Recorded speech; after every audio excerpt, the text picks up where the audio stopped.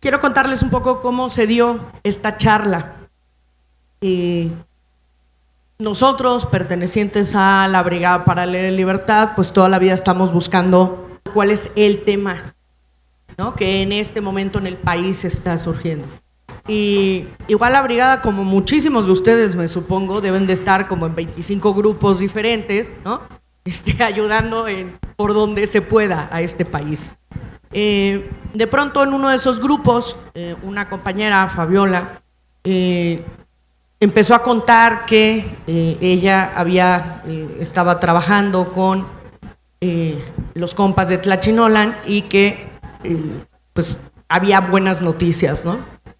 Y te juro que parece como ya estás tan acostumbrado a que haya malas que cuando hay una buena se para todo, ¿no? Entonces todo el mundo se vuelve loco y empiezas a decir qué hay, qué tenemos, quiénes son, ¿no?, y cómo podemos ayudar y difundir, ¿no?, las buenas noticias. Y entonces nos contó que los compas de Tlachinolan habían hecho una labor muy importante contra las mineras en Guerrero y que había un avance. Yo no sabía nada más. Y le dije, así como está, si no me cuentes, que me vayan a contar a la feria. O sea, ni te pregunto de qué va. Confío al 100%, ¿no? Vénganse a la feria y cuéntenlo a nosotros, ¿no? Yo le decía, a ver, puede ser que seamos muchos, puede ser que seamos pocos, no te preocupes. Tenemos una suerte de que todas las charlas de la brigada se graban y se suben a nuestras redes sociales y tenemos mucho, se mueven muy bien, ¿no? Entonces yo les decía, eso les puede servir a ustedes para tener un documento para circular en las redes. Así que, bienvenido, Armando, a la Brigada Paralela de Libertad. Bueno, pues muchas gracias, muy buenas tardes a todas y todos los aquí presentes. Como comenta Marina, mi nombre es Armando Campos, colaboro en una asociación civil que se llama Centro de Derechos Humanos de la Montaña Tlachinolan, ubicado en la región montaña del estado de Guerrero. Y bueno, es la primera ocasión en que tenemos oportunidad de estar aquí con Marina, que nos invita. Y la idea es un poco hablar sin tantos tecnicismos para poder entendernos. Yo recomendaría, bueno, le pediría a Marina si nos permite entregar este material como para poder contextualizarlos en el tema y como para que sirva de guía en la charla. Traemos algunos. Si nos... ¿Lo repartes? Sí, por favor. Perfecto, quédense en su lugar y ahorita la compañera nos va a echar la mano para repartirlos. Entonces, un poco antes de poder hablar del tema central, es como contextualizar en qué contexto se da esta lucha, ¿no? Vamos a hablar de una comunidad indígena de nombre San Miguel del Progreso, pueblo indígena Mepa, del pueblo indígena Mepa, pero como efectivamente decía Marina, el tema principalmente es una lucha contra proyectos de minería. Como para contextualizar a nivel nacional cómo se encuentra el tema, es que en México actualmente, a esta fecha, el gobierno federal a través de la Secretaría de Economía ha otorgado poco más de 25,000 concesiones mineras a diferentes empresas extranjeras. Del 100% de empresas extranjeras que tienen concesiones mineras, que extraen minerales preciosos, llámese plata, el oro, el 70% de esas empresas son de origen canadiense. Canadá es un país con la mayor cantidad de empresas que se encuentran explotando y explorando Latinoamérica. Entonces en México el 70% de las empresas que explotan y exploran minerales preciosos son de origen extranjero. Lamentablemente podemos decir que si nuestro país lo dividiéramos en 3 partes, una tercera parte del país ha sido concesionada a estas empresas de minería, ¿sí? Poco más de 39 millones de hectáreas es lo que se ha concesionado a dichas empresas. Entonces el tema es enorme, es lamentablemente muy grave, ¿no? En este contexto, en todos los estados de la República, pues tenemos diferentes territorios que ya han sido concesionados. Y entonces en esta pequeña cartilla que les acaban de facilitar, en la parte del mapa del estado de Guerrero, hasta abajo aparece el mapa de México. Entonces los puntos azules es todas las concesiones, como se ve el país concesionado solamente a minería, ¿no? Sin embargo, lo más grave es que que en los últimos 10, 15 años la minería, las técnicas de explotación de minería han evolucionado drásticamente. Entonces lo que hace 50 años era la vieja minería artesanal, que era de pico y pala, la vieja minería que realizó la colonia, hoy en día ha quedado rebasada por completo. Ahora las nuevas técnicas son de minería a cielo abierto, que es despedazar el cerro, romperlo en capas de 20 metros y toda la tierra que extraen de ese cerro la extienden en un patio, le llaman ellos patio de lixiviados, donde por 24 horas están rociando agua con un químico muy grave que se llama cianuro, que es lo que permite que mermen los metales, ¿no? Entonces, los daños son graves, demasiado graves. Bueno, ustedes han escuchado mencionar noticias que se derramó la pileta en el río Sonora y que dañó a cientos y cientos de comunidades que viven en las orillas de dicho río. Pero también tenemos otras experiencias de minería donde después de que se van estos proyectos, estas empresas, lo único que dejan es daño. Y ahí tenemos el caso, por ejemplo, de San Luis Potosí, en el Cerro San Pedro, ¿no? Donde durante mucho tiempo la empresa minera San Javier estuvo explotando y despedazó el Cerro San Pedro, que era un símbolo del estado de San Luis Potosí y que además está en el escudo del estado, ¿no? Entonces dicho cerro ya no existe.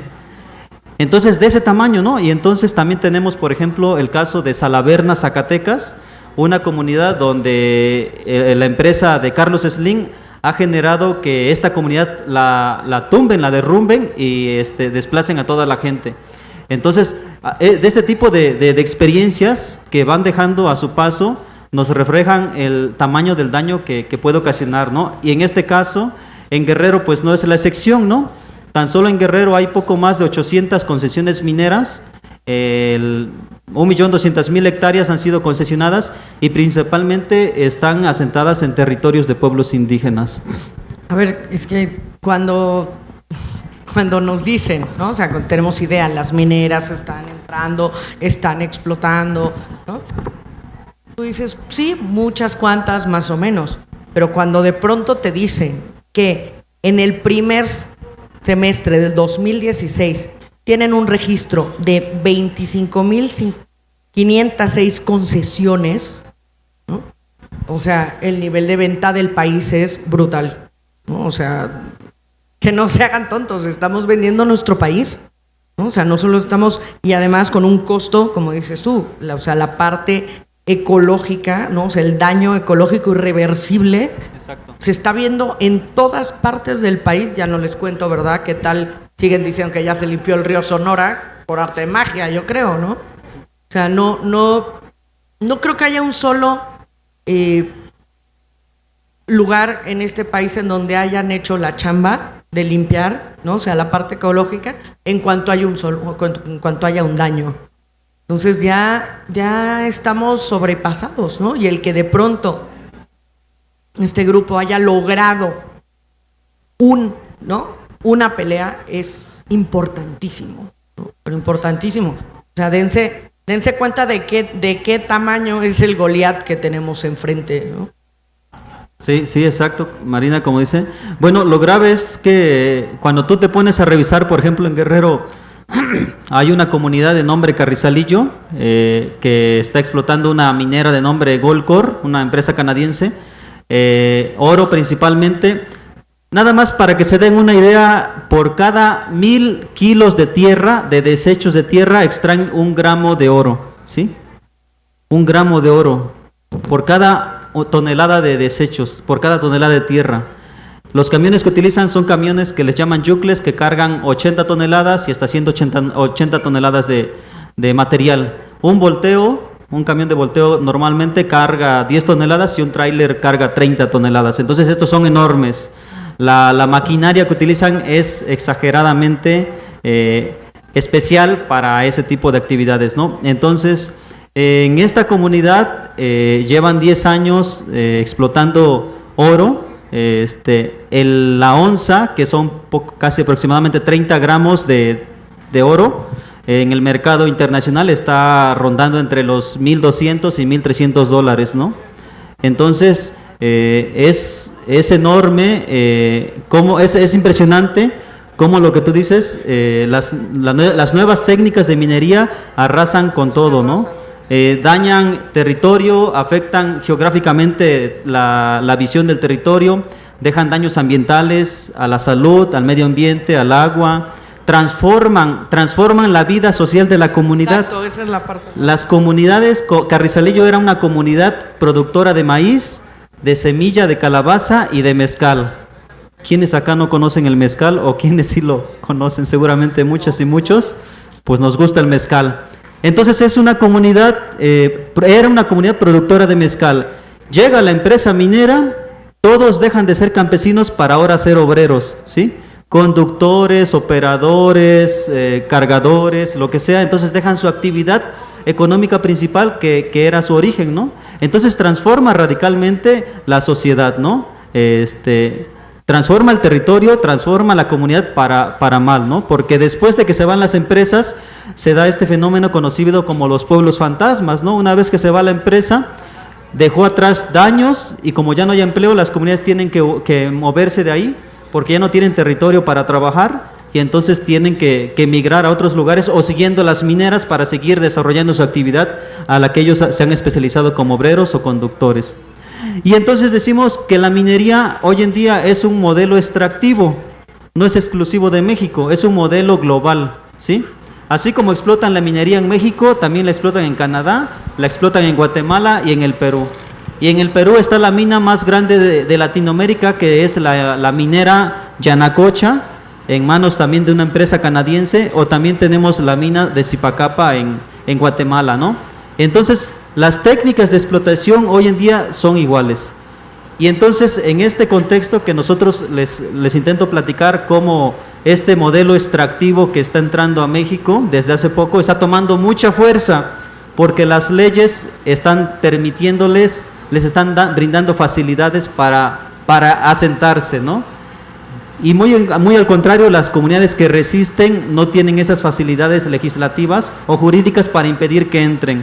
Y cuando las empresas se combinan con el Estado o con otros actores que son dañinos para la comunidad, pues es arrasador. En México, nada más para que tengan una idea, el año pasado un grupo de organizaciones civiles hicieron una documentación y en México están registrados 61 conflictos socioambientales. Conflictos relacionados a minería. ¿Cuántos? 61 conflictos. 61. Perdón, Nacho. Sabemos que tenemos atrás que nos está sonando como turbina de avión. La planta. Sí, ok.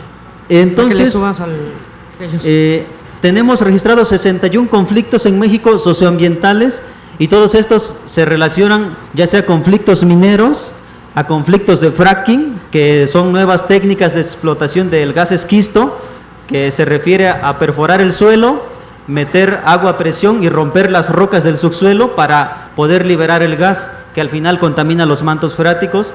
También relacionados a presas hidroeléctricas para generación de energía eléctrica, claro, parques eólicos como en el Istmo de Tehuantepec, donde se encuentran asentadas también empresas extranjeras que instalan parques aerogeneradores de energía eléctrica y también de otro tipo de proyectos de biodiversidad. Entonces, en México los 61 conflictos se refieren a comunidades que están resistiendo a este tipo de proyectos, los cuales llegan, se imponen y lo que menos sucede es preguntarle a las comunidades si están de acuerdo o no con este tipo de proyectos.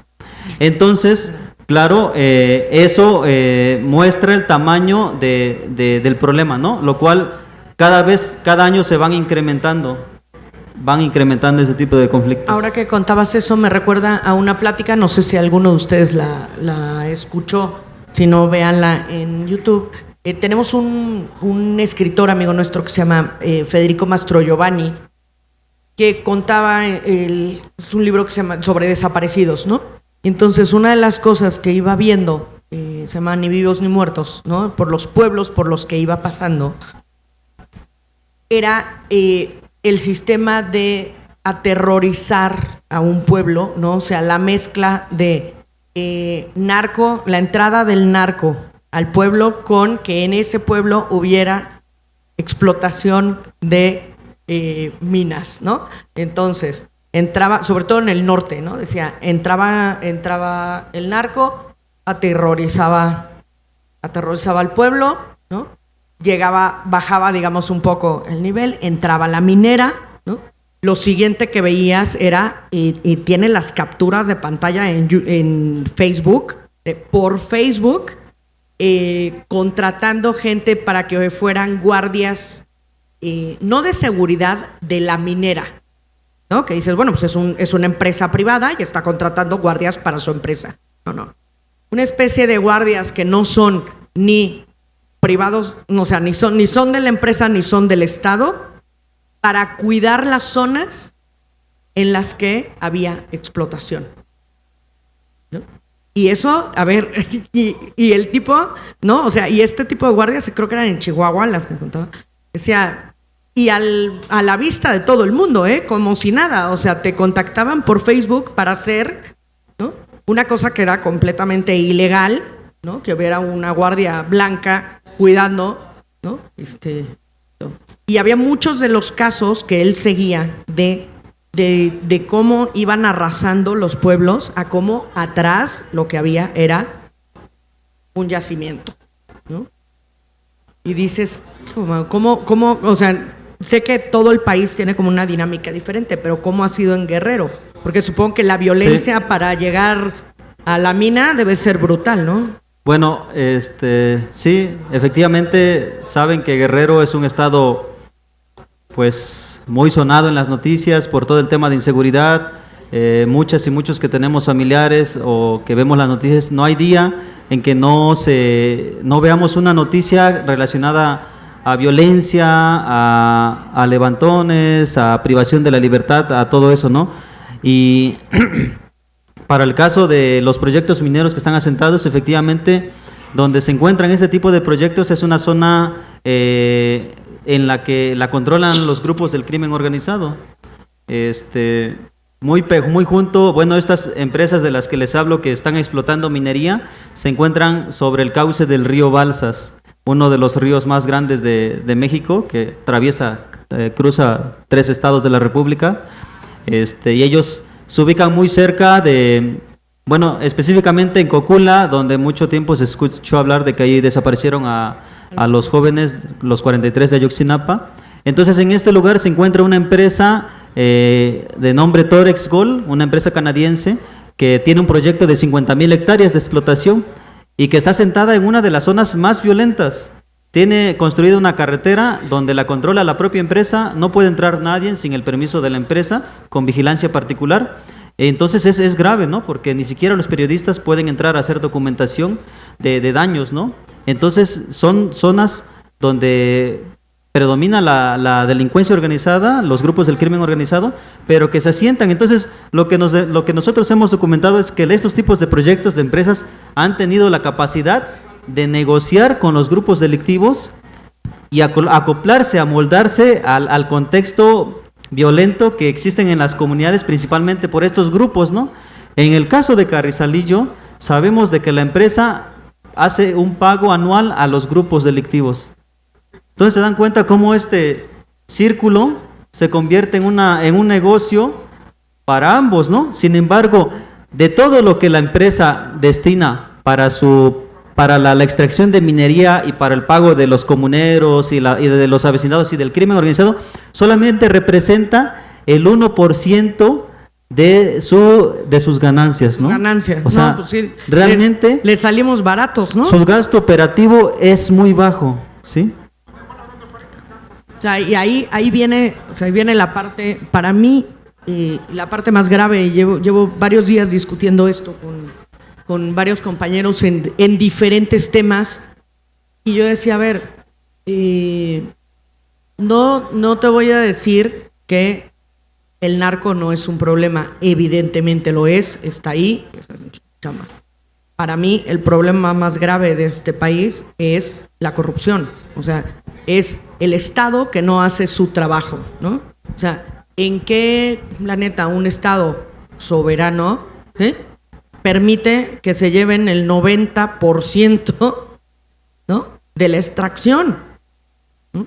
y ese 1% que dejan, como dices tú, ese 1% es el que le dan, ¿no? Al grupo, ¿no? O sea, los grupos de poder, ni siquiera al Estado. Dices, ¿en qué momento el Estado no dice, oye, te permito, pero es mi mineral, ¿no? Puedes extraerlo, pero o sea, el nivel de venta de este país es, o sea, no, de verdad no nos da la cabeza para ver a qué grado han vendido este país y a qué grado no están haciendo su chamba, ¿no? O le están haciendo chueca o lo están tapando, ¿no? Entonces, el intentar rendir cuentas. Ahora, la parte que más me interesa es cómo se organiza una comunidad para poder dar una batalla contra, o sea, con un nivel de desigualdad tan brutal. Bueno, sí, nosotros podemos decir que nuestra posición política desde el Centro de Derechos Humanos es totalmente contra este tipo de proyectos extractivos. Nosotros conocemos de adentro este tipo de proyectos porque conocimos a la comunidad de Carrizalillo, sabemos cómo se dio esta transformación tan dañina social y que a su paso no deja absolutamente nada, ¿no? Están recibiendo muchísimo dinero, lamentablemente todo el dinero que están recibiendo no es suficiente para curar las enfermedades, los partos prematuros que hay, y que lo que yo les decía hace un momento de que el cianuro muchas veces en la prensa se escucha como el químico más tóxico. En un estudio, en un monitoreo ambiental que se realiza en la comunidad, se da cuenta en que el tema más fuerte, o sea, el cianuro es exageradamente, demasiado tóxico cuando tienes contacto directo con él. Sin embargo, están muy distantes de la población. El tema más fuerte son los metales pesados en suspensión. Los metales pesados por sí solos, bajo el suelo, no son dañinos. Sin embargo, cuando los liberamos, entran en suspensión con el polvo, con el aire. Entonces, nuestro cuerpo no es capaz de detenerlos, ¿no? Los pueden entrar o pueden ingresar a nuestro cuerpo por nuestros poros, por la respiración, por diferentes formas. Y entonces cuando ya están en nuestro cuerpo, pues generan estas malformaciones para el caso de las mujeres cuando están embarazadas, ¿no? Y empiezan a generar problemas respiratorios y de vista. Entonces, el principal problema de la comunidad es que la consecuencia de los daños a la salud viene a consecuencia del polvo en suspensión con metales pesados.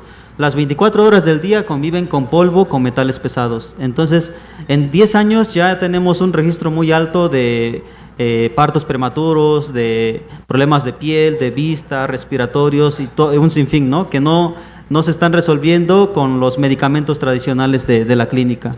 Nos estamos matando solitos. Exactamente. Entonces, desde esa experiencia, nuestra posición es, no se puede permitir que se implementen este tipo de proyectos de minería en territorios donde después de que se van no dejan absolutamente nada y traen consigo el tema de la delincuencia organizada, la transformación social, daño ambiental y social.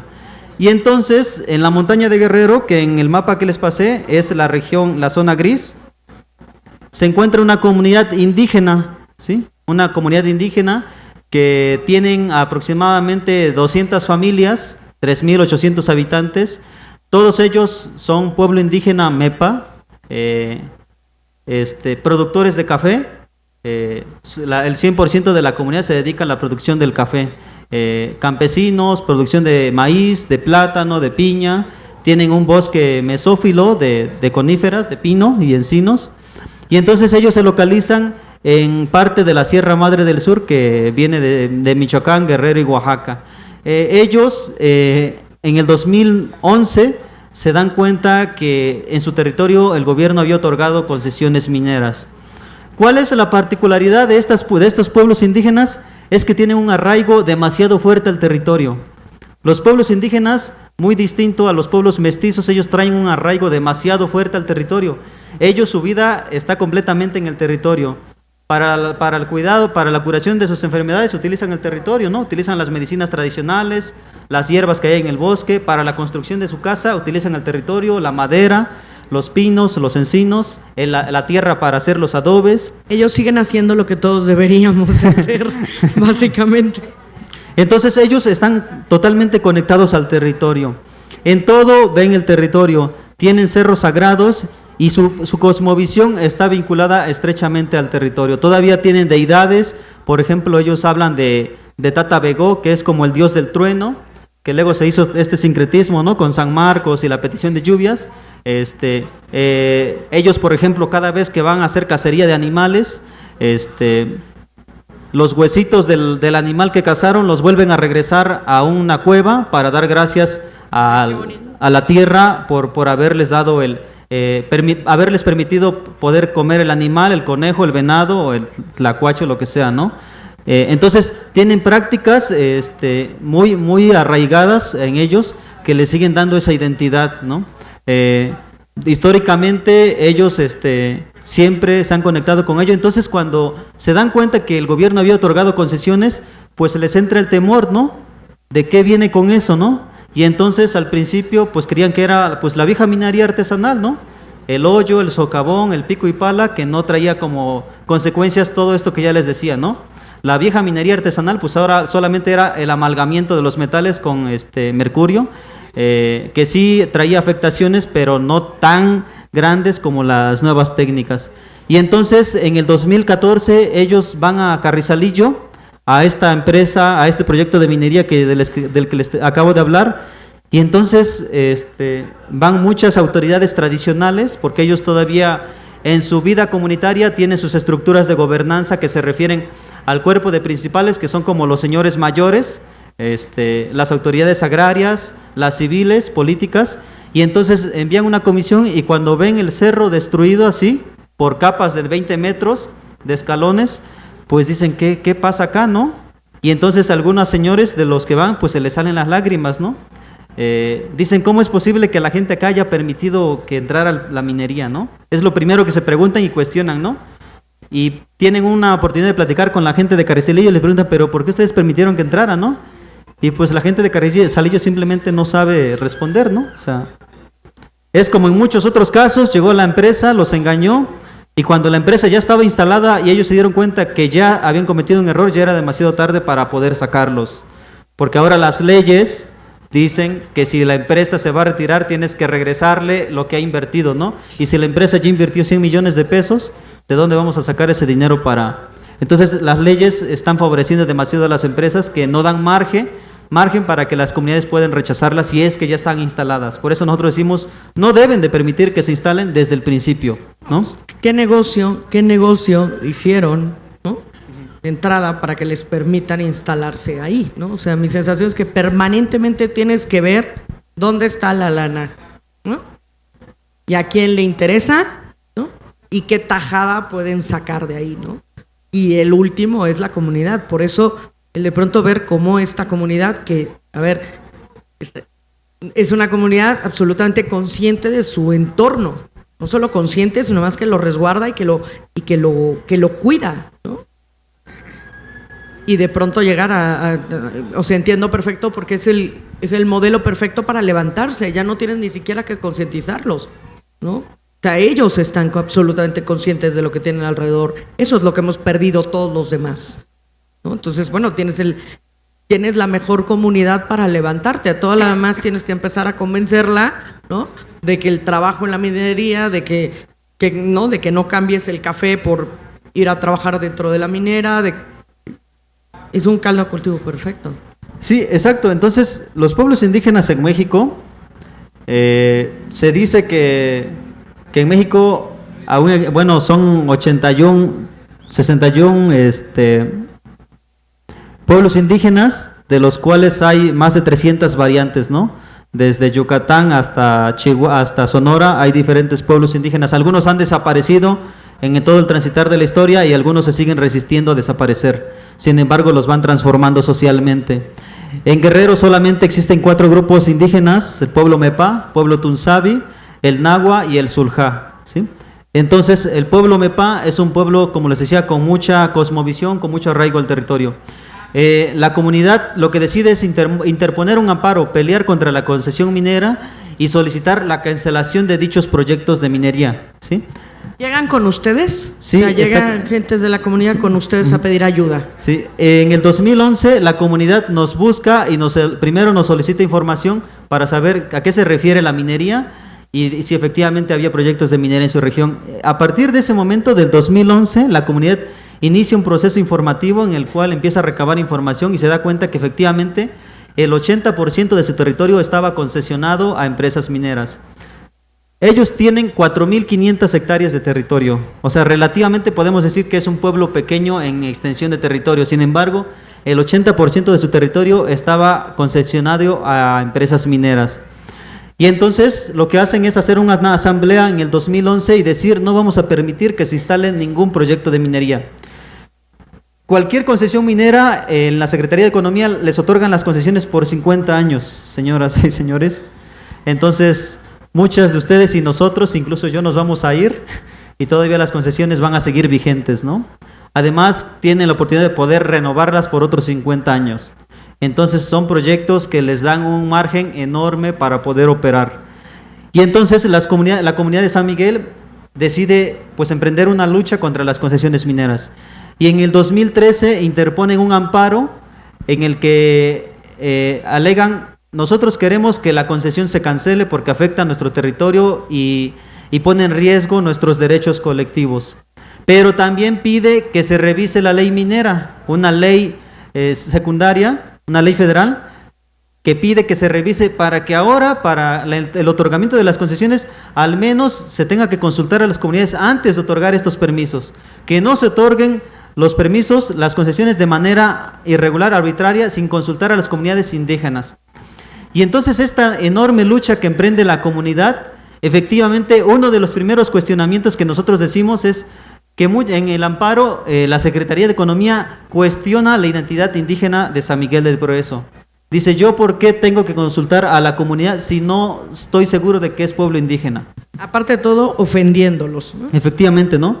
Y entonces la comunidad dice: ¿y ahora yo cómo demuestro que soy indígena, no? Mi lengua, sí, efectivamente, pero es absolutamente absurdo que en México todos los pueblos indígenas que están luchando contra este tipo de proyectos les están cuestionando su identidad, ¿sí?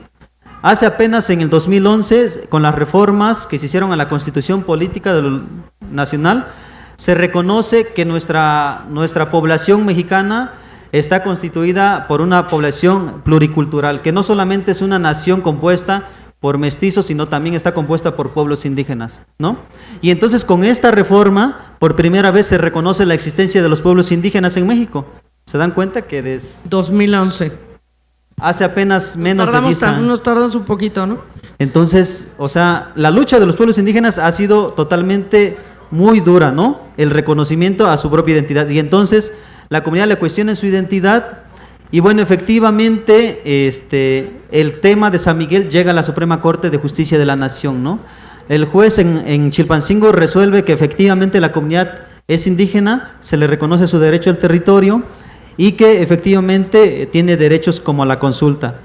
Sin embargo, en su resolución solamente recomienda a la Secretaría de Economía entre decidir si va a anular, cancelar o suspender la concesión minera, lo cual es muy ambiguo, ¿no? O sea, esas tres palabras significan muchas cosas en sí mismas para la concesión. Y entonces, cuando estaban en ese proceso, se solicita a la Suprema Corte de Justicia de la Nación que traiga el caso por su competencia originaria y más por el tema de tener que revisar la ley minera, ¿no? Y entonces, cuando la Suprema Corte de Justicia de la Nación reasume el caso y ya están en proceso de elaborar, de decidir qué ministro va a entrar al análisis del estudio de dicho amparo, pues ahí nos hacen una jugada jurídica estratégica, ¿no? Entre las empresas mineras y la Secretaría de Economía. Perdón, Nacho, ¿le puedes bajar tantito a la reverberancia? Porque está pegando muy fuerte. Y entonces, lo que sucede es que las dos empresas que tenían estas concesiones mineras, una empresa peruana de nombre Holcins, de capital británico, y otra empresa de nombre Minera Salamera, una empresa mexicana, dicen: pues yo desisto de mi título de concesión, ya no quiero mi título de concesión. Ya no está tan padre el negocio, ¿verdad? Ya no está tan padre el negocio. Entonces, lo que sucede es que ellos notifican, la propia Secretaría de Economía notifica a la Suprema Corte de Justicia diciéndole: ya no existe acto reclamado porque las empresas que tenían dicha concesión acaban de desistirse de dicho título, ¿no? Y entonces lo que dicen: como ya no existe acto reclamado, ya no hay afectación, se tiene que sobreseer. Bueno, yo no soy abogado, pero se tiene que deshacer el dicho proceso en la Suprema, ¿no? y entonces se viene abajo el análisis de la revisión de la ley minera, ¿no? Una pregunta, ¿qué tan avanzado iba el proyecto?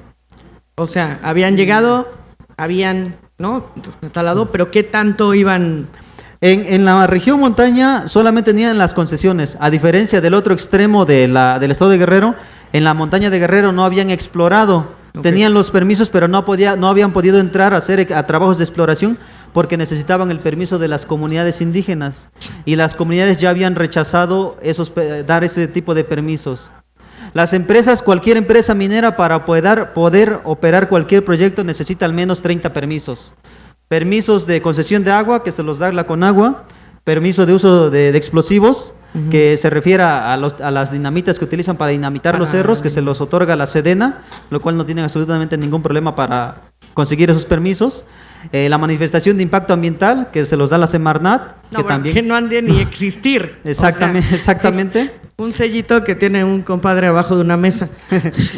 Entonces, pero hay dos permisos que tienen que pasar por las comunidades. Uno que es la licencia de uso de suelo, que se los otorga el municipio, el cual no necesitan tampoco el presidente consultar a todo su cabildo para otorgárselos, entonces eso sí puede ser muy bajita la mano. Claro, ahí puede haber. Y el otro es un permiso de las comunidades indígenas que todavía son propiedad social. En México tenemos 3 tipos de régimen de propiedad: la privada, la pública y la social. Bueno, aquí seguramente todo es privado, pero para el caso de pueblos indígenas todavía se mantienen en el régimen de propiedad social, que es lo que resultó después de la revolución de 1910, los ejidos y los bienes comunales, ¿no? Que es todavía lo que los salvaguarda la ley agraria. Ellos aún les permite la ley decidir si quieren o no dar un permiso a cualquier tipo de empresa para entrar a su territorio, que no lo ven como propiedad social, sino como un bien colectivo. Entonces, esos 2 permisos están en manos de las comunidades, y uno de esos permisos, como lo tiene la comunidad, ellos no se lo otorgaron. Y entonces, aquí en esta región, las comunidades no habían dado ningún permiso y por lo tanto las empresas no habían podido entrar. O sea, a ver, retomando, ¿se dan cuenta que de los 30 permisos el único que nos puede salvar es ese? O sea, todo lo demás es una cadena de corrupción en la que cada uno de los permisos de cada uno de los, ¿no?, de los involucrados puede ir sacando una tajada de este negocio, ¿no? Y los únicos con los que pueden poner un alto es la comunidad, ¿no? O sea, no es posible que no seamos capaces de decirle a la Semarnat estudios ambientales, o sea, impacto ambiental. Si te están diciendo que van a usar cianuro y están al lado del río, ¿no? ¿En cuánto tiempo estás esperando a que haya un derrame, ¿no? Y se lleva a toda la comunidad, ¿no? Entonces yo creo que necesitamos, no podemos frenar. El único freno va a ser este último permiso, que es esa comunidad, pero el resto de la sociedad necesitamos hacer un esfuerzo.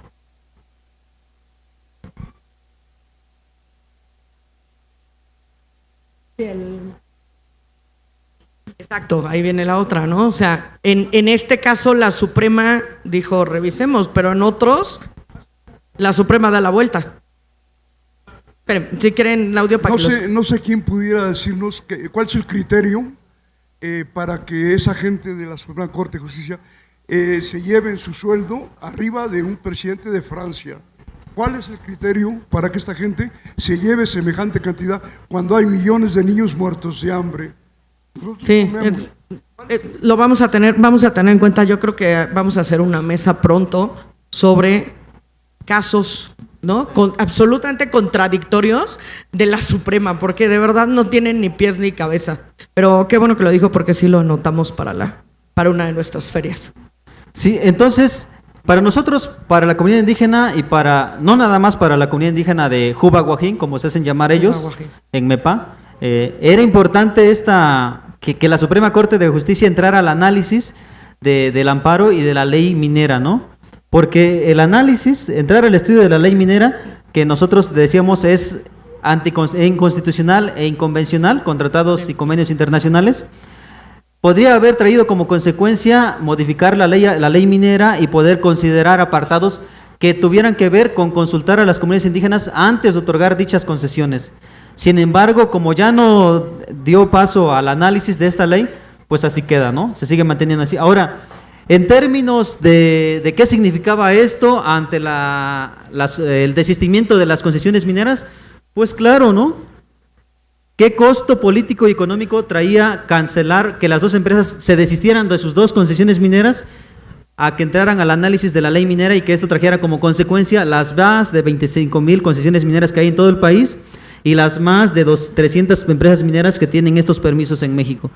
Los costos serían enormes si es que se modificaba la ley minera y eso beneficiaría a todos los pueblos indígenas de México y otras luchas campesinas que en estos momentos tienen esta lucha contra empresas mineras porque ya se instalaron y porque la ley minera les permite operar de cierto modo. Es increíble pensar que el costo tan grande pues es solo para un lado, ¿verdad? ¿No? O sea, es solo para los que invirtieron, ¿no? Y la defensa, si hubieran aceptado esta ley, pues es que, perdón, es muchísimo más grande. O sea, el beneficio de, al final, en unos años, ¿no? El no tener el país destruido, ¿no? Es un beneficio muchísimo más grande para todos. Pero claro, no hay dinero directo, constante y sonante para seguir manteniendo la corrupción, ¿no? Entonces, es que poca visión, ¿no? O sea, yo siempre decía que algo está cambiando en el modelo priista. Antes el priista construía un hospital y le iba y le decía a su primo, tú me haces las batas, al otro le pedía el negocio de los tapabocas, al tercero le pedía algo, pero construían un hospital y se aseguraban 6 negocios alrededor, para ellos, para sus hijos y su... Ahora la sensación es, venden el hospital, el lugar donde iba a haber el hospital, nos vamos a morir todos porque dejaron desechos tóxicos, o sea, ni siquiera son capaces, ¿no? Antes por lo menos decían, bueno, pues estoy haciendo un negocio que le voy a dejar a mis hijos y ahora ni negocio, ¿no? Ni lugar, vendieron absolutamente todo, o sea, no son capaces de ver 3 metros más adelante. Y es en todos los negocios que se están haciendo en el país. Me da lo mismo si es minería, da lo mismo si es venta de playas, ¿no?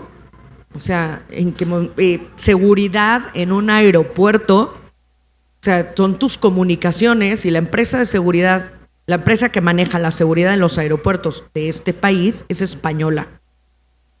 A ver, piensa en 2 minutos, tú. Son tus centros de comunicaciones y se lo dejas a una empresa que no es de tu país para que te lleve la seguridad de tus comunicaciones y te cierro el aeropuerto mañana y a ver qué haces, ¿no? Peleate con la empresa española. O sea, no tienen mayor visión excepto el negocio directo, ¿no? Sí. Y entonces, en este contexto decimos, pues la lucha de los pueblos indígenas contra proyectos de minería es muy grave, ¿no? Muy grave porque hay un marco jurídico nacional que mayormente beneficia a los proyectos, a las empresas, y a las comunidades indígenas les da muy poco margen de maniobra para defenderse. Y la lucha pues no es solamente de Juba Guajín en Guerrero, tenemos luchas en Puebla, de los pueblos de Cuexalan, de la Sierra Norte de Puebla, tenemos pueblos en el Istmo de Tehuantepec en Oaxaca, pueblo yaqui en el norte del país, en San Luis Potosí, en Chiapas también, en territorios, y mayormente el problema es que están asentándose en territorios donde mayormente existen aún bienes naturales, ¿no? Bosque, agua, biodiversidad, ¿no? En México el 54% del territorio nacional aún corresponde a la propiedad social de la que yo les hablaba, que dio origen después de la Revolución de 1910. Se dice que en esta propiedad social es donde se encuentra el 80% de la biodiversidad de los bosques y selvas.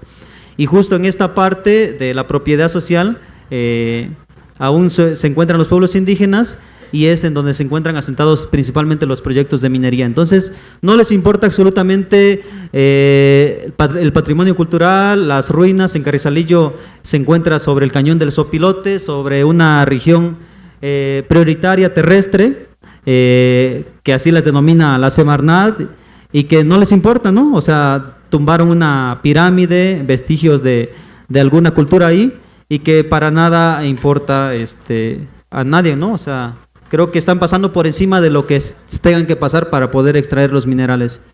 Entonces, con esto que sucede con la Suprema Corte de Justicia que les comentaba, que no se logró el objetivo de que se modificara la ley minera, solamente se cancelan las 2 concesiones mineras. ¿Y qué sucede? Pues entonces en el diario oficial de la Federación, después de la cancelación de dichas concesiones mineras, se publica lo que se le conoce como la Declaratoria de Libertad de Terreno, ¿sí?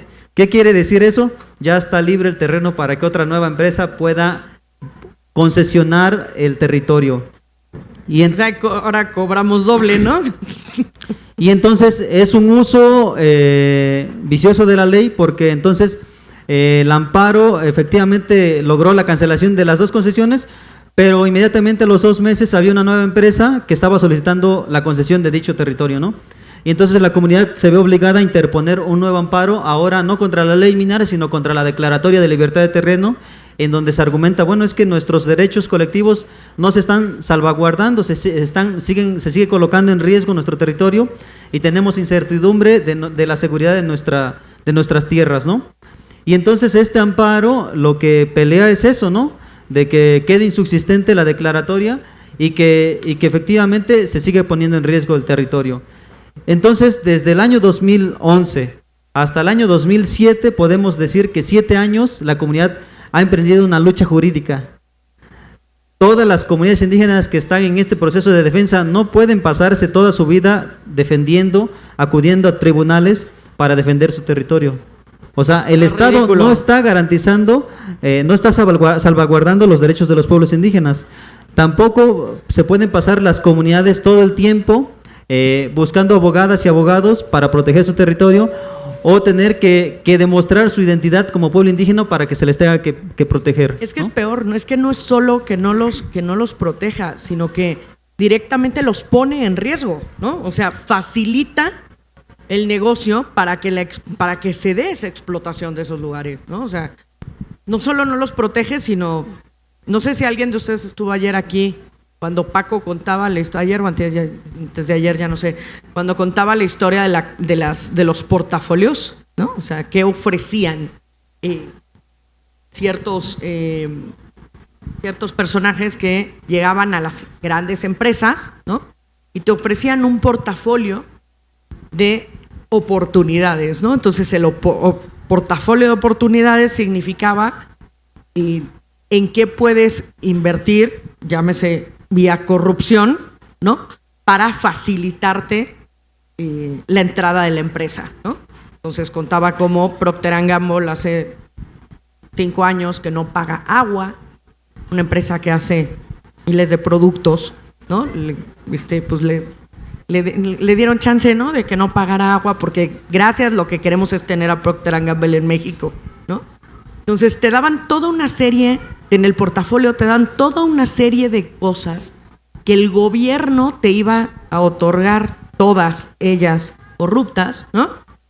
Para que tu empresa dijeras, pues sí me conviene llegar a México, ¿no? Sí me conviene porque no voy a pagar agua, ¿no? Sí me conviene porque no voy a pagar luz, sí me conviene porque el terreno en el que estoy parado va a bajar, ¿no? Me lo van a dar a un porcentaje de broma y cuando yo salga de ahí voy a poder venderlo al triple, ¿no? O sea, es que no solo es que no proteja, sino que directamente está en el bando contrario. O sea, está haciendo la chamba para los otros, no para nosotros, ¿no?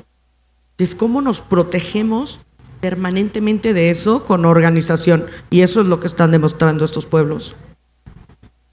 Sí, y entonces finalmente, para ir concluyendo con esta lucha de Juba Guajín, pues la región montaña de Guerrero es un espacio de casi 700,000 hectáreas, donde principalmente está poblado por pueblos indígenas, y el ejemplo de San Miguel del Progreso, de la comunidad, ha permitido que se vaya construyendo un bloque de pueblos indígenas que se resisten a proyectos mineros. Y entonces, en este folletito cartilla Perdón, señores, eso merece un aplauso, porque ya quisiera ver que todos los demás estuviéramos así de organizados. Y entonces, perdón, lo voy a doblar así.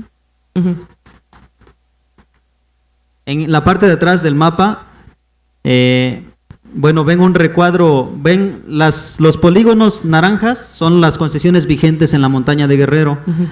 Y están otros en azul, son las concesiones canceladas. Ahí van a encontrar el pueblito, el núcleo agrario de San Miguel del Progreso, San Miguel del Progreso. que si se dan cuenta estaba afectado en su mayoría por las concesiones mineras. Y el permiso más grande que ahí existía era el de Corazón de Tinieblas, que era el permiso que pertenecía a la empresa Holcins del Perú, un permiso de 37,000 hectáreas, ¿no? Son los que fueron canceladas a consecuencia del amparo. Y entonces de ahí ven otro color en tono verde pistache, es el territorio de algo que ellos crearon que se llama el Consejo Regional de Autoridades Agrarias en Defensa del Territorio. Está conformado por 20 núcleos agrarios, casi controlan, administran 180,000 hectáreas de territorio. Podemos decir que este territorio que ellos controlan es lo que ahora ellos lo denominan como territorio libre de minería, ¿sí? Podemos decir, el bloque de comunidades indígenas que han rechazado la minería en la región. Y a la fecha, 2 municipios, podemos decir que los únicos del estado de Guerrero, el municipio de Iliatenco y de Malinaltepec, son los 2 únicos municipios que en Cabildo han rechazado otorgar permisos de minería a empresas mineras. Entonces esto le da mayor fuerza al Consejo Regional y en sí pues es una historia de pueblos indígenas que a partir de voy a ir terminando con esto que les comenté, yo diría que de este enorme arraigo que tienen con su territorio, este vínculo tan estrecho que tienen, ha permitido que en sí mismos les permita defender su territorio porque es parte de sí de ellos, ¿no? O sea, simplemente para las comunidades indígenas es un orgullo defender la tierra. No se conciben en su cosmovisión sin territorio. Sin territorio no son pueblo. Creo que está claro, sin territorio no somos pueblo. De verdad, un aplauso enorme porque se sabe muy poco y necesitamos que se sepa más, que sí hay pueblos en resistencia, que sí están haciendo la chamba, que se están uniendo, ¿no? Y que, bueno, tenemos compañeros que han apoyado, ¿no? O sea, yo creo que el que Tlachinolan le entrara y dijera yo los ayudo, igual que supongo muchos otros grupos de derechos humanos en varias regiones, ¿no? Pues ha sido también esta combinación, ¿no? De un pueblo que quiere levantarse con un grupo atrás que te da las herramientas jurídicas para decirte por dónde y yo te echo la mano. De verdad es un placer haberte tenido en esta feria. Tenemos todavía más, díganos por ahí si quieren, levantan las manos a quién les falta y ahorita que se los lleven, ¿sí? Ahora sí que, pues, bienvenido a la brigada. Sí. Les abrimos la puerta, Tlachinolan, cuando quieran, vénganos a contar qué es lo que están haciendo. Este es un espacio para eso. Sí. Y yo les pediría a todos ustedes que entren a la página de Tlachinolan, vean cómo pueden echar la mano, y este video se va a subir probablemente hoy en la noche a la página de Brigada para Leer en Libertad.com, al YouTube, para que lo circulen, ¿no? Creo que nuestra chamba es que todo esto vaya creciendo. No, pues muchas gracias a ustedes, a todo el auditorio que está aquí presente. Creo que, bueno, tenemos un país con mucha biodiversidad, muy bello, con muchos lugares que hay que proteger, que somos un referente, pues, como país, y que creo que tenemos una obligación en ayudar a que los pueblos indígenas preserven lo último que les queda de bienes naturales, ¿no?